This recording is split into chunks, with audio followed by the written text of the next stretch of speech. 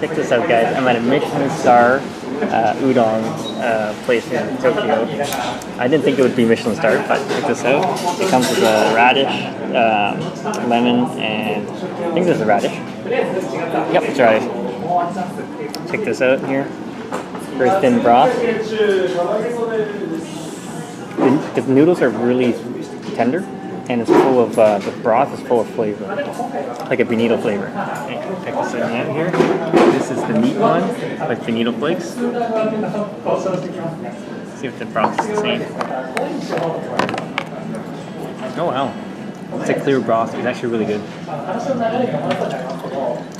And this is chicken, I believe.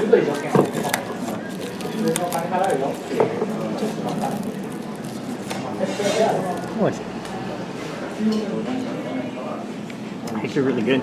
The broth is really clean on that one. This one's more of a soy base. You can taste more.